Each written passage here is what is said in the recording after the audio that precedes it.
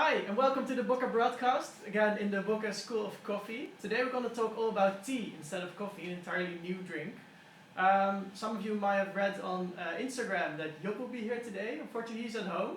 I hope he will join the chat so he can help me answer some questions, because I have to check my phone today. Let me quickly log in into the chat so I can see some of the questions.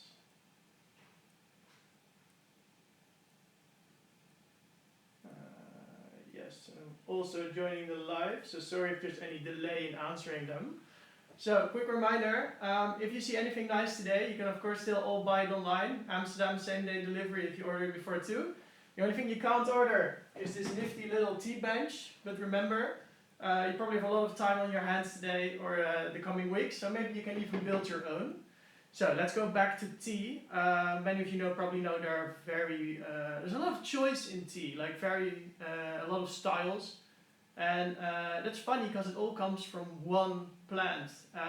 So you can get a lot of different flavor profiles out of one type of base product, which I think is really cool. And the plant is called Camellia sinensis.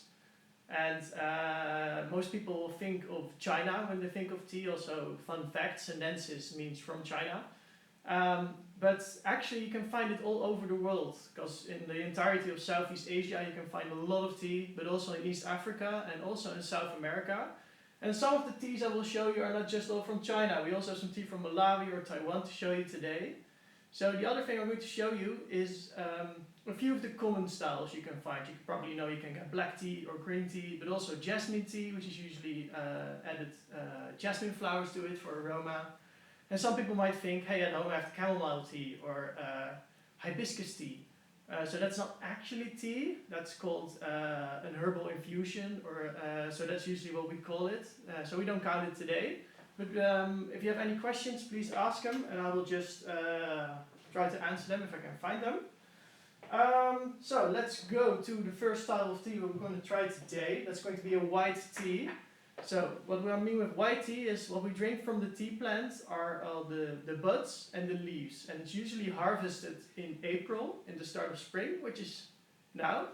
And that's because then you get all the fresh new leaves and buds on the tea, and you can get some really beautiful flavored tea, a lot of energy in these new emerging flowers and flowers in the leaves and buds. And it will give you a really sweet and juicy taste.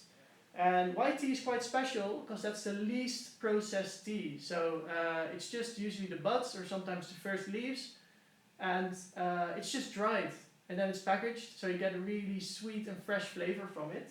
That's also usually where we use a little bit of a lower temperature water, closer to 80 degrees, because it can also get a bit dry if you do it too hot. So let's brew our first tea.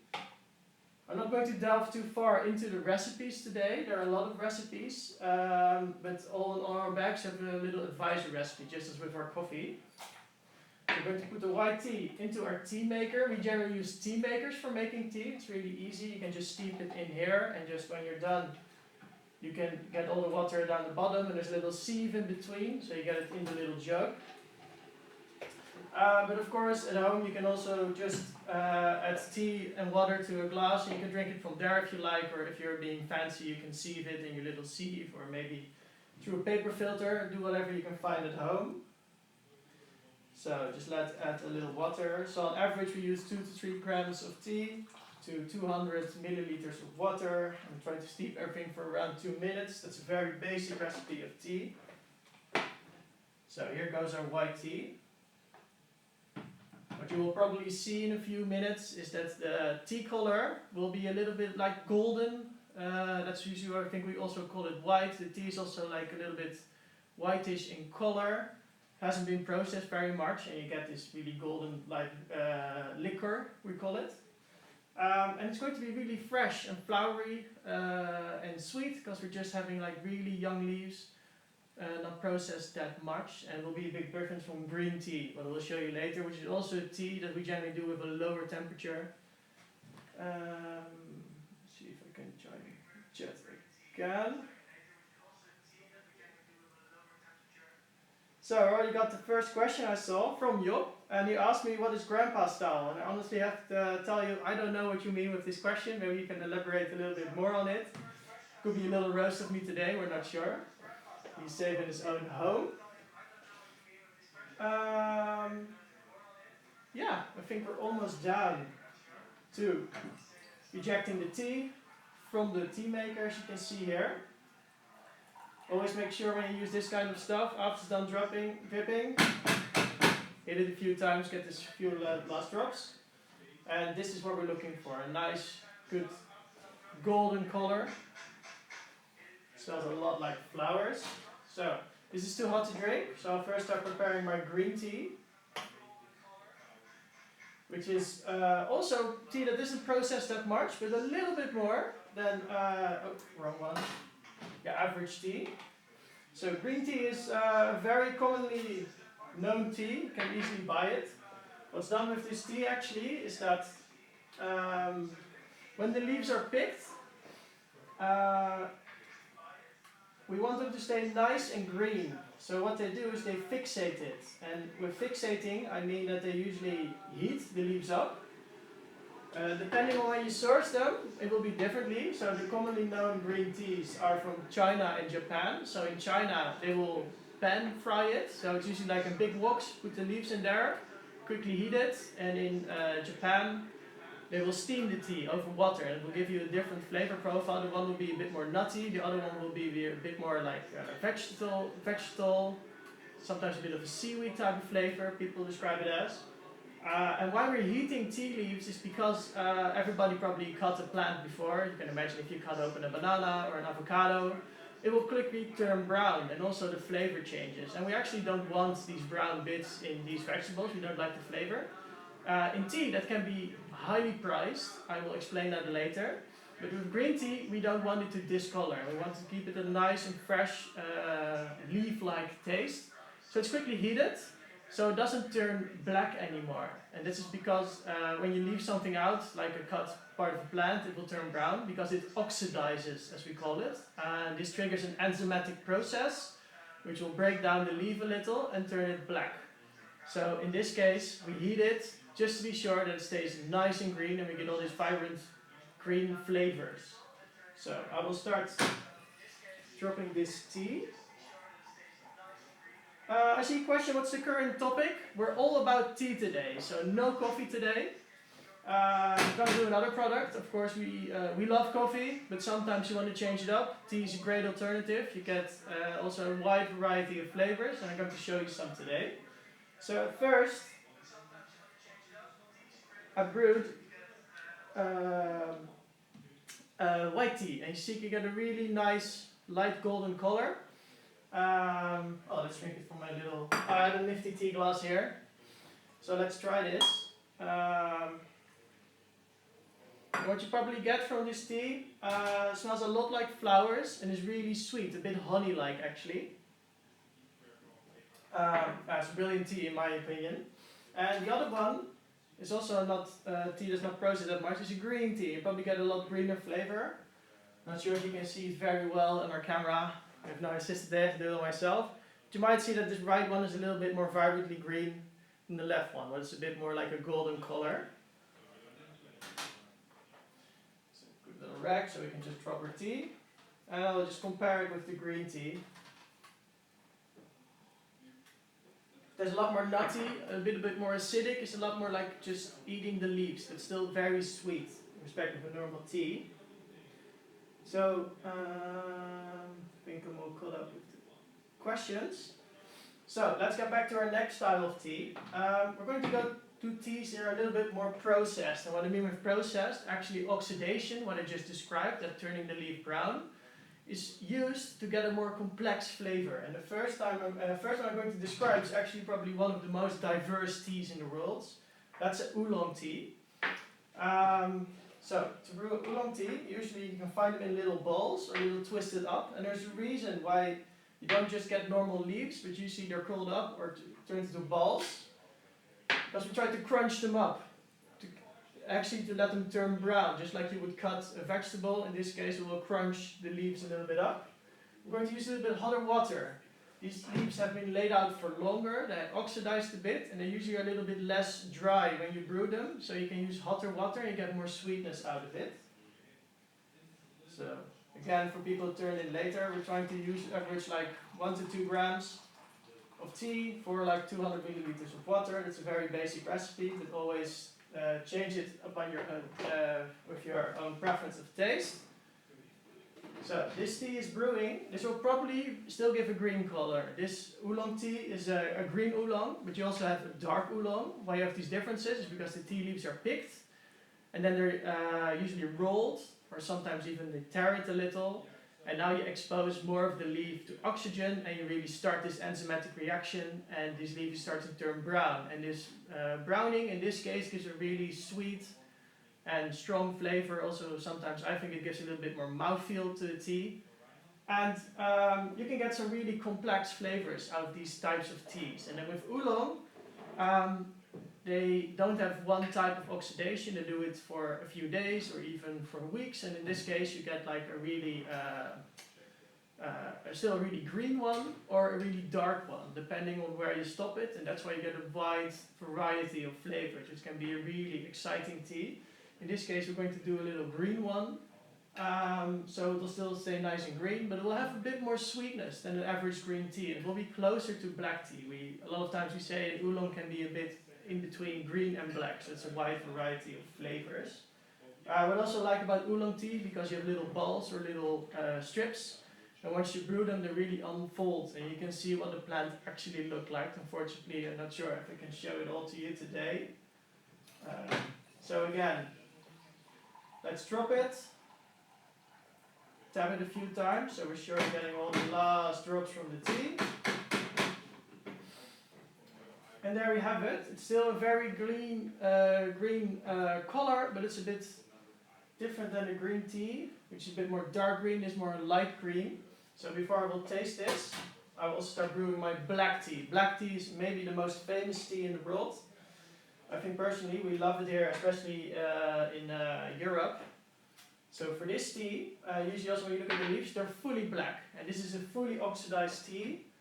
It means that they roll the leaves and just lay it out for a very long time until everything's turned fully black, and this will give you also like a red-like color. I'm told that in China you usually call this red tea because the color of the tea that you drink is closer to red than black actually. And this will give you a really bold and sweet flavor. Sometimes it's also roasted or it is smoked, and that's how you get a lot of the maybe more famous breakfast blends that we know. As you see, you can already turn a lot darker. Let me just taste the oolong for now.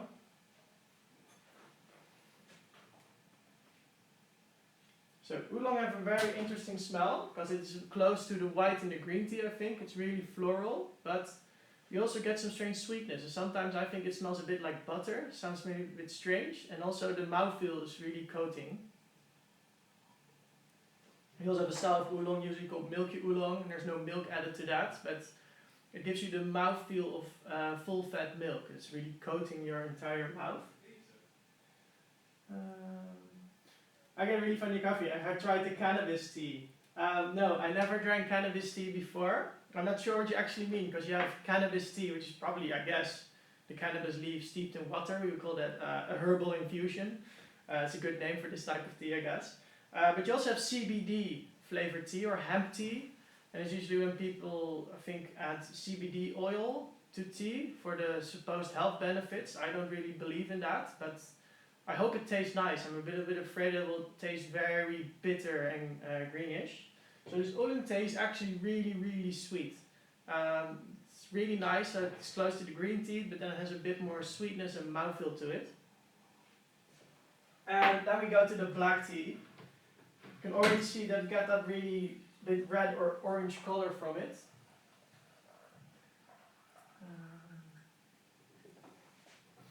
And while I'm dropping my black tea, don't forget the last drops, I get a really interesting question. Isn't it bad to add milk to tea? Well, with most like these loose leaf teas, a lot of people consider it a bad practice to add milk to this. I personally don't really mind if people like add milk to it, if that makes them want to taste the tea because they like the flavor. Milk is usually added to tea that is powdered, or like what usually most tea bags have, like we call tea dust. So it's not the whole leaf, but it's just powdered tea leaves, and you get a very, very dark, bitter, astringent brew. Because it extracts so fast, it extracts a little bit slower because we have to wet the entire leaf. You also get a less dark color. But the taste will be a lot more well-rounded. And with powdered tea, you get a really intense, bitter, astringent brew. And then you need to add a little milk to round it out. And you'll get, so you lose a lot of the astringency and you get a lot more sweetness. And then it can probably be a very pleasant drink. But for most loose leaf teas, we don't recommend to add milk to it because you'll actually push away all the delicate flavor from the tea that we have here.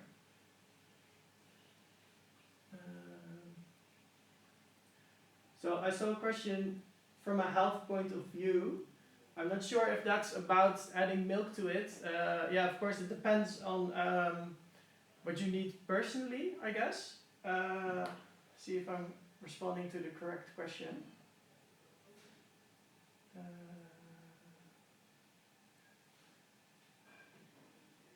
Not sure if it's about the hemp tea again.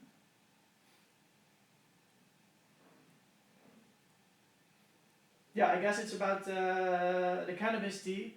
I'm no expert on this on the health point of view. If you know more about this, please tell us about it and we'll see. We can delve into it and maybe we can answer your question more in full. Job asked a really interesting question. How can I get a lower temperature with a normal kettle? This is a big issue when brewing tea. The easiest teas to brew at home, of course, are black tea and oolong, because we generally recommend just water that's just off the boil. And that's easy. You just put your kettle on, and once it's on, you can immediately pour it in, because you'll get it straight from the boil. With tea styles like white tea or green tea, we recommend a lower temperature. That's annoying, because you don't know how long to wait. Usually we recommend around 80-85 degrees. What I usually do, I just read it on the internet, that's to be honest, is use a sixth to a quarter of your total volume, use cold water, and then pour hot water on top. That way you'll lower the temperature and hopefully in the range of around 80 degrees. So for instance, if you do like 200 milliliters of water, change it to like between gas 30 to 50 milliliters of cold water, and then just add 150 milliliters of hot water, and then you get a lower temperature. What you could also do, of course, I don't think this is a recommended practice, but what I would do in the case I wouldn't even want to add cold water to it, use hot water and just steep it for way shorter, in the hope that you can stop some of the really astringent bits coming out because you used hot water. So here we have the black tea. Well, you see the biggest difference probably from all the other teas from this one. This has a really dark color. This is because the tea is fully oxidized. It's fully dark and also smells intensely sweet, a bit woody. Also a bit like honey, I have to say. Let's just add it to my cup. And the flavor you get from this is a lot more body. It's like really mouth-filling, as you know, as we say. And it's a lot more sweet, close to maple syrup, and this is really, it's almost like a caramelized flavor, which I think is really funny because there was no caramelization in this process, just enzymatic browning, as we call it. So again, I got the same question I think I had again. I heard that adding milk to tea is bad. I don't know how accurate this is. So again, adding milk to tea isn't necessarily bad, but it depends on the type of tea you use. So in this case, we're using whole leaf tea. This will steep very slowly. You'll get a very delicate flavor. And we're trying to brew it for the most sweetness, so that it's balanced on its own. If you would add milk to the current recipes I use here, you will probably make all the flavor disappear. You get probably a wonderful colored drink, because you get like a brownish milk looking tea, but it will taste mostly of milk. So if you drink milk tea, I would use like really fine tea, like fine powder tea. Usually that's why we use tea bags for that. So that quickly extracts too much from the tea, because really quick, because it's such a fine powder. and you get a very bitter and astringent brew on its own. So we add milk to it to make it more balanced. So you have more sweetness, and you drive off a lot of the astringency because you get usually some milk fats in there, and then you get a really balanced drink again. So that's how we look upon milk. And there are also like a lot of tea styles that are really suited to milk. You know, the like full English breakfast tea or the East Frisian tea blends from Germany. They're also really suited to milk. They actually use cream, I heard.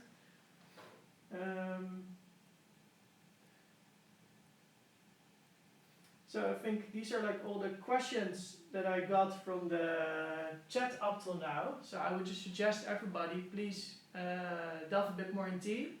Experiment with it. These are just 4 styles that I have here. There are even more styles of tea. If you have more questions on that, you can also just email them to us and see if you can find something nice. And please experiment them home and let us know how it goes. And if you want to see more about tea, also hit us up on Instagram or on our email addresses. For instance, workshop@bocca.nl. Ask us more about tea, and we'll gladly help you on brewing better tea at home.